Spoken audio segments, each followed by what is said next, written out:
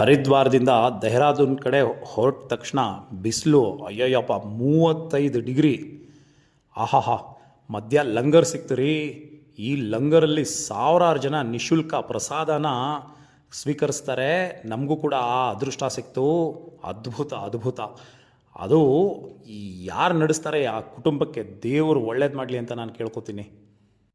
ಇದೇನಪ್ಪ ಡೆಹ್ರಾಡೂನ್ ಸಿಟಿ, ಇದು ಟ್ರಾಫಿಕಲ್ಲಿ ಸಿಗಾಕೊಂಡು 1.25 ಗಂಟೆ ಆಯಿತು.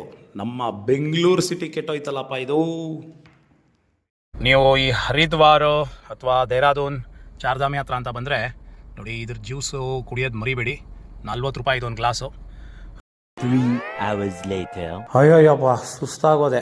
ಡೆಹ್ರಾಡೂನ್ ಒಂದು ಬಾರ್ಡರಿಂದ ಇನ್ನೊಂದು ಬಾರ್ಡರ್ 40-45 ಕಿಲೋಮೀಟ್ರು ಕ್ರಾಸ್ ಮಾಡೋಕ್ಕೆ 3 ಗಂಟೆ ಟೈಮು. ಅಯ್ಯಯ್ಯಪ್ಪ, ಹುರ್ರೇ, ಕೊನೆಗೂ ಹಿಮಾಲಯನ್ ಪರ್ವತಗಳ ಡ್ರೈವ್ ಶುರು ಆಯಿತು.